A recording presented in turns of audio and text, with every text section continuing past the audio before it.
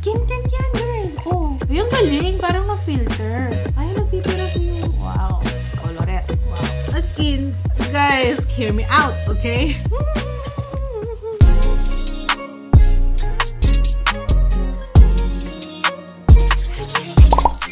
Hello everybody! Welcome back sa ating channel. Isa sa mga requested din sa akin lately is ito. Buti na lang nagpadala sila. Thank you so much, Colorette. Okay, this is a PR package from Colorette Cosmetics. All bases covered. Pero as usual, alam niyo naman, you know the drill dito sa ating channel.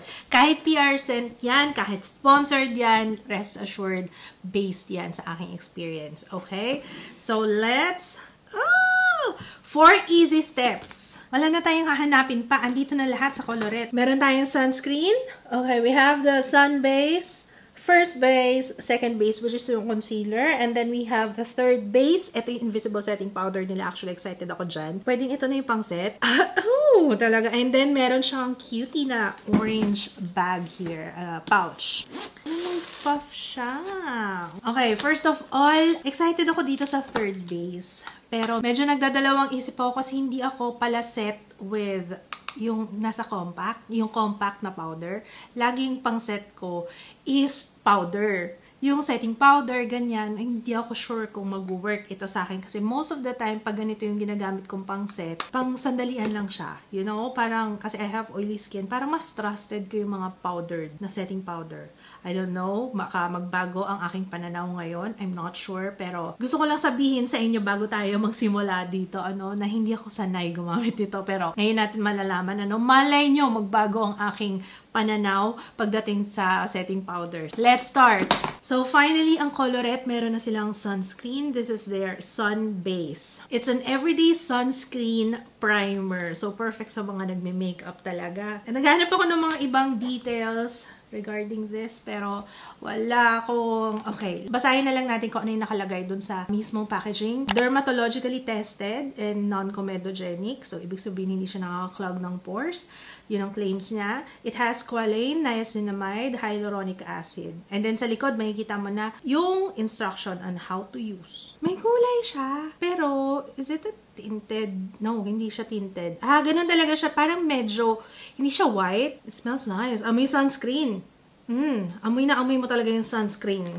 Yung component. Diba, gets nyo ako? Meron talagang distinct amoy sunscreen. Para pag naamoy ko, amoy sunscreen. It's nice. It's nice. Parang, ito yung pinakamabango na distinct na amoy na sunscreen na amoy ko ever. May something sa kanya. Ang sarap amoy-amoyin. Anyway, ang ganda mismo nung opening, nung spout, kasi manipis lang, so hindi ko mapaparami. Packaging, 10 out of 10 agad sa akin.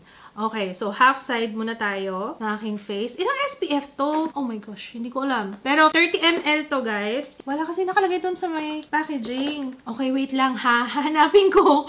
Wait lang. Apply muna natin. One side of my face. Ginamit ko na yung isang finger length. May nagtatanong sa akin nung nakaraan sa comments, naalala ko lang, sabi, Ate, parang pansin ko, hindi sila naglalagay sa batok. Ako, ang reason ko, may times na hindi ako naglalagay sa batok, lalo na kapag nakababa yung hair ko. Parang pahirapan ko lang kasi yung sarili ko kasi unang-una nakababa naman yung hair ko, so hindi naman siya exposed sa araw directly. Second, sobrang pawisin ako at ay, ang bilis nito mag-set Wait lang. Unang-una nagpapawis sa akin is batok, kaya ayoko talaga naglalagay sa batok. Pero ngayon, nakatali yung aking hair, so lalagyan ko talaga yung aking batok. So yun lang naman. Tsaka ears. Don't forget your ears. Ang bilis niyang ma-absorb ng skin. I mean, ang bilis niya mag-set. So kailangan mabilis ka din. Nagdadaldal pa man din ako. Akala ko matagal siya mag-set. Pero ayan siya on one side. So makikita niyo yung difference. Halos wala. I like this, honestly. Wala siyang tone up. Hindi siya sobrang nagmumukha kang malagkit. Wala ring white cast. Sa ngayon, wala akong nakikita. Pero sa akin, wala namang issue sa akin yung white cast. Okay lang yan. So apply na natin dito sa kabila habang ako'y dumadaldal.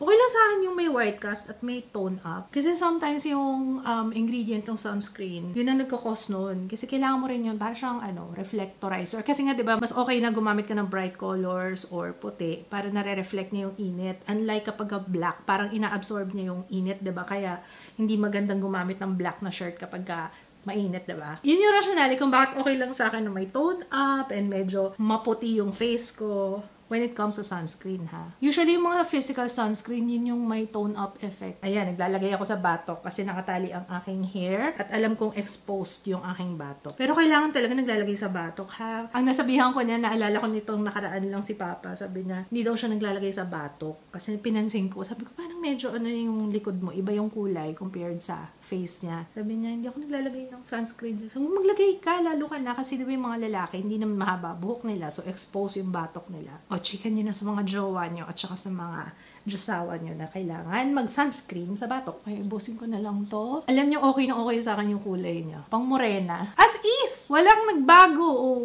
I mean, walang nagbago. Kumbaga, ito pa rin. So, kahit na lalaki yung gumamit nito, hindi naman mamumuti yung face nyo. Kasi alam ko yung iba, yun yung concern. Yun din kasi yung concern ng asawa ko. Ayaw niya nang pumuputi yung mukha niya. Pero, pag nagmamotor siya, ibang case. Okay lang sa kanya. Wala siyang pake kahit na maputi yung face niya dahil sa sunscreen. Basta as long as protected siya. So, pero pag normal na lakad, you know, ayaw niya nang maputi. Syempre. Kung ito yung napili mong sunscreen, good news yun. Kasi for sure, magagamit yung mag-asawa. Matipid. This is nice, ha? Ang bilis yung mag-set sa skin. Invisible. True naman. Talagang invisible siya. SPF 45 PA+++. And yes, moisturizing siya. I can feel na na-moisturize yung aking face. Pero, nag-moisturizer pala ako guys bago ako maglagay ng sun base. I used yung Dr. Leo 7 times na Ceramide Barrier Recovery Cream. I highly recommend this lalo sa mga oily skin na ayaw ng mabigat. Para siyang gel. So, sobrang gaan lang niya. Lalagay ko yung link sa description box if ever you wanna try it out. Sana nilagay nila here, no? Wala nakalagay with SPF lang.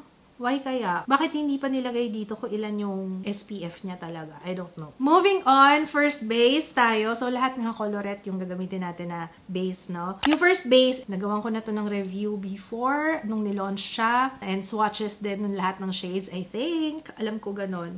And nagustuhan ko to. Para nga siya hindi skin tint kasi maganda ang coverage nito. At ang shade ko dito is Siargao. Yes. Hopefully, Siargao pa rin ako ngayon. Let me get ito kasi yung gusto kong pang blend sa kanya. Apply na natin. Napakaganda ng coverage nito, guys. Kahit yung mga skin tint ha, at saka yung mga tinted moisturizer, kahit may mga SPF sila, mag-apply pa rin kayo na hiwalay na sunscreen para sure na sure tayo sa protection. Huwag tayong mag-rely sa SPF ng makeup. Okay? I hope we're clear on that. Kasi ito may SPF 30 siya. Pero nag-sunscreen naman tayo. Kaya I'm sure na protected talaga. Tingnan nyo, ang ganda, diba? Oh, ang ganda niyan. Maganda yung first base. Nakalimutan ko na actually exactly. Alam kong naaalala ko is okay siya sa oily skin. Maganda yung coverage nito for a skin tint. Basta naaalala ko sobrang love ko tong first base nung bagong launch. Hanggang sa nakalimutan ko na siya dahil nga syempre marami na rin lumabas. Marami na rin akong na-try na bago. Pero ginagamit ko pa rin. Matagal na yung last na gamit ko. So, kalahating side lang muna ng aking face para mapakita ko sa inyo kung gaano kaganda ang coverage nito. So, ito na siya on one side of my face. Ito yung meron na. Ito yung wala pa. Ganda, no? With, without. Okay, apply na natin siya on the rest of my face. Yung amoy nitong first base, naaalala ko yung Mary Kay. O, yung mga matagal na nanonood sa akin. O, alam yung Mary Kay na foundation. Isa sa mga paborito ko yung dati, yung Mary Kay, no? Grabe, kailan pa yung Mary Kay? 2014? 15? Super tagal na. I mean, nung na-try ko siya. So, kaamoy lang naman. Opo. Tingnan nyo. Skin tint yan. Skin tint yan, girl. Oh, diba? Ang ganda ng coverage. Tapos, di mo talaga akalain na skin tint to. Pwede na siya as a foundation eh, no? Ganda ng coverage. Mas maganda pa nga to kaysa sa ibang foundation na na-try ko eh. I mean, sa coverage ha. Tingnan nyo. Diba? So, okay pa rin naman pala ang Siargao sa akin. Akala ko hindi. So, ayan si Siargao on my face. Nung kinontak ako ng colorette, tinanong talaga sa akin kung ano yung shade ko. Basta alam ko, sure ako Siargao talaga ako. So, pati sa concealer, Siargao din ako eh. So, ito yung kanilang second base na nagawan ko na rin ng review before. Actually, nagustuhan ko siya pang spot conceal. Pero parang hindi ko siya masyadong bet sa under eye area. Pero let's try pa rin. Why not? Okay, tingnan. Para ma-confirm yung aking first impression. Pero ang ginagamit ko lang to pang spot conceal talaga eh. So, ayan. And then let's blend this. Yung pa rin gagamitin kong blendy puff. Alam ko marami naghihintay nito guys. Konting wait lang ha. Konting wait lang talaga. Tingnan nyo. Oh, napakadaling i-blend. Sorry ha. Nadi-distort talaga yung mukha ko para nag-a-apply yung concealer. Pero napakahusay talaga nito pang spot conceal, sabi ko sa inyo. Wala kasi ako masyadong wow. Sana laging ganyan, girl, no? Wala akong malalang kailangan i-spot conceal. Eto pala, meron ako dito sa gilid ng nose. May pimple ako dyan. So, ayan. Okay, tingnan natin ng malapitan. Look up close. So, ayan na siya. Okay. Medyo nakakakaba kasi kapag tinignan nyo parang sobrang oily ng itsura ko. Parang ganun, no? Kaya, let's set this. Na-try ko na yung first base and second base. So, hindi ko na sila masyadong i-elaborate, no? Mas magko-concentrate tayo dito sa third base and dun sa sun base. Kasi yan yung first time ko talaga i-try. Ito yung puff niya. This is the third base. Ayan. This is an invisible setting powder. So, let's see anong difference niya with the usual setting powder na ginagamit ko. Okay. So, dito muna tayo on one side of my face. Walang instructions. Wala namang kailangang orasyon, no? Bago ko i-apply to. Parang out of stock na siya. Ang bilis, ha? Out of stock na sa Shopee. Talaga ba? Let's apply. Dito muna sa ilalim ng mata. Tingnan natin dito, ha? Kung mamamattify niya and kung may maitutulong siya dito sa visible pores ko sa cheeks. Hopefully, makita niyang mabuti. Ay, ang galing! Parang na-filter. Wow! Ay, ano ba yun? Ikaw ba yung nagpipiraso? Ay, nagpipiraso yung puff. Hindi ko lang bet yung puff. Oh, nakita niyo? May mga lumilipad. Medyo nagpipiraso siya, no? Yung puff pala yun. Akala ko talaga muta ako. Sabi ko, ano ba yun? Kanina pa. May naglalagas dun sa puff. Meron siyang filter effect. Tingnan nyo. Ang kulit talaga. Ayun, no? Nagpipira-piraso. You know what? Gagamit ako nung puff ko talaga, ha? Kasi hindi ko gusto yung puff. Okay, yung powder, maganda. Pero yung puff kasi, nakakairita. Ayan! That's better. Ayan! Look! Amazing. Pwede rin ba to brush? Pero mas maganda pa, yung puff, no? Ang galing kasi hindi siya makalat. Yun ang nagustuhan ko. Unlike pag setting powder, yung loose powder. Setting powder ako ng setting powder is loose powder yun.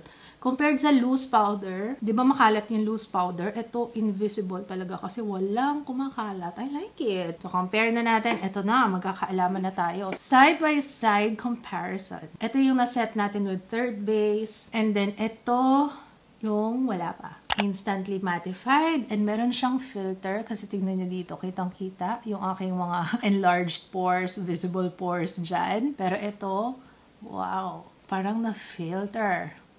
Apply na natin siya sa entire face. Fairness, ha, yung concealer maganda siya. Kaya siguro medyo nag-crack-crack yung aking concealer dati. Kasi setting powder. I'm not sure. Pero kasi parang maganda siya dito ngayon, eh. Pero huwag kayong mag-alala. Mag-wear test naman tayo. So mamaya natin malalaman kung kumusta ang ating concealer, ang ating second base. Ang pinaka nagustuhan ko sa kanya ngayon is hindi talaga siya makalat. So, very good yun. And yung filter effects sa skin. So, ito na siya on our face. Totoo ba? Sold out siya ngayon sa Shopee, pero gusto ko lang sabihin, ha? 449 pesos. Mahal, ah! Pero maganda. Pero mahal. Pero maganda. Alright, tapusin ko na yung aking entire look and I will be back. I love my makeup today. Obvious naman. Nakasmile talaga ako. Okay, listahan na sa description box. I love it. Una ko napansin is parang kinakailangan kong mag-apply from time to time. Parang ang bilis sumabas ng kintab ng aking skin.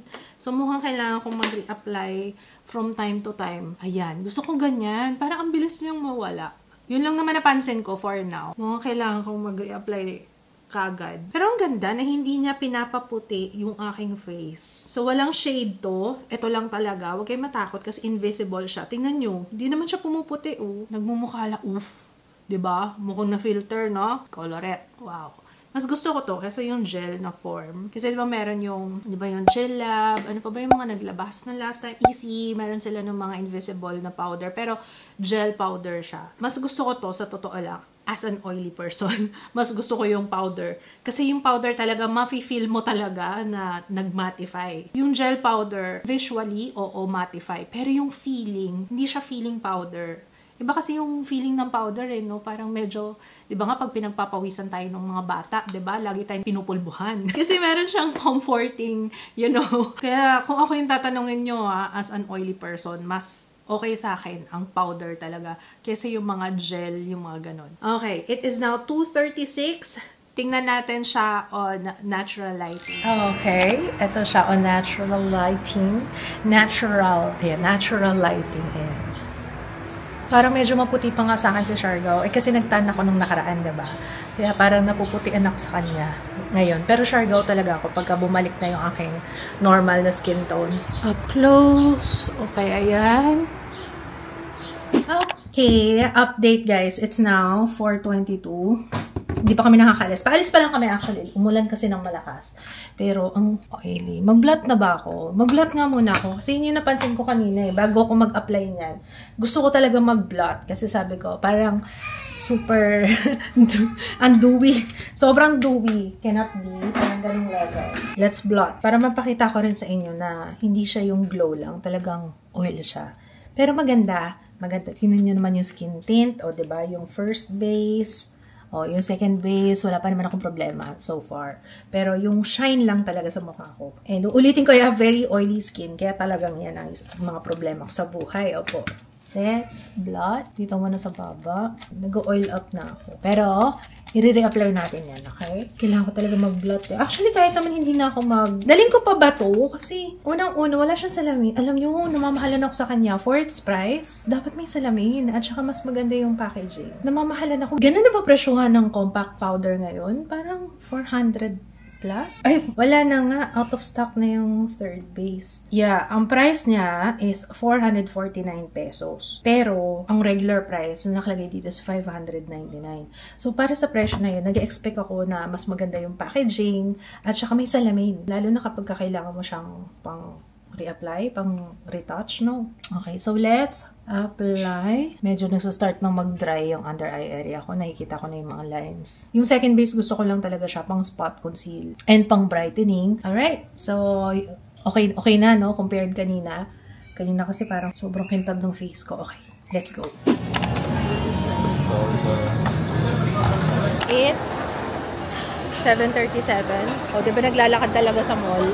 Kailangan ko kayong i-update kasi ang oily na ng mukha ko. Actually, ang kintab talaga ng face ko buong araw. Sa true lang. Ayan, okay na be? Makintab ba rin ako? Yeah. Sana all, no? Oh my God. Grabe! Gano'n ka oily ka buong araw.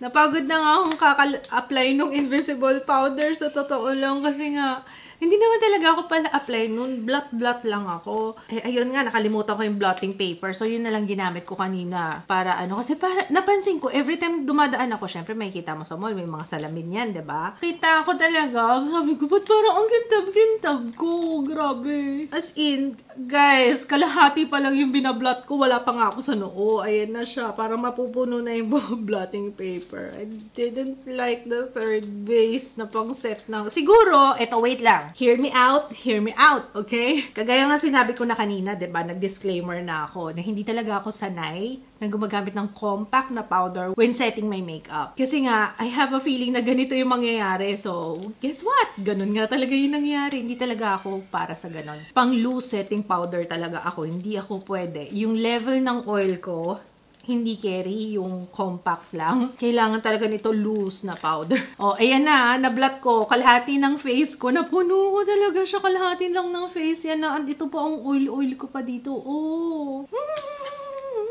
Like I said, ginagamit ko na yung first base at saka yung second base. Ang bago lang na na-try ko ngayon is yung sun cream at saka yung third base. For sure, hindi yung sun base yung problema kasi alam niyo kung bakit? Ang ganda nung pagkaka-set niya kanina. Diba, ang bilis nga niya. So, for sure, sa pagkaka-set ko talaga to. So, ito na. Wag na natin pahabain. I like the sun base and first base and second base. Same pa rin naman yung thoughts ko. Uy, nasa na siya? Ayaw nga pala, dahil ko nga pala. Nasaan na nga ba siya? Third base as an oily girl. Hindi talaga.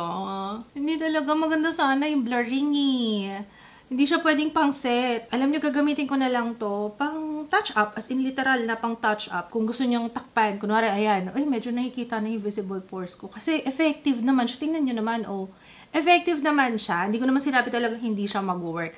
Hindi lang talaga carry yung ganito ka-oily na skin ko. So, kailangan ko pa rin talagang mag-set with loose powder talaga. Maganda to dalhin kapag kunwari may shoot ka or gusto mo pag-touch-ups kasi tingnan nyo, oh, ang galing ng blurring effect nito, oh. Tingnan nyo, oh.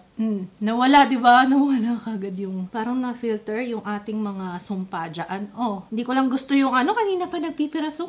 Nakikita nyo? Nagbibiraso talaga siya. Ito, yung puff, hindi maganda. Tsaka, yung price talaga, hindi ko, sa totoo lang, no? So, ngayon talaga masasabi ko, mahal siya.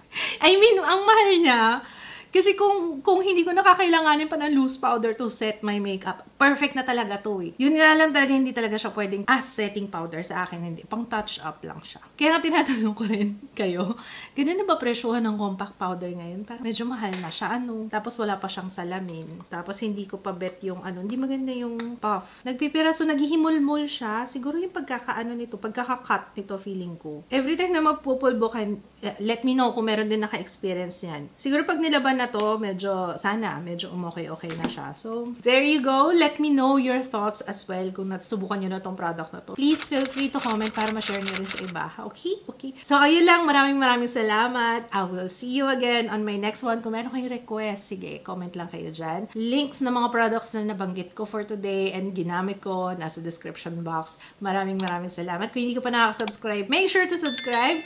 I will see you again on my next one. Bye!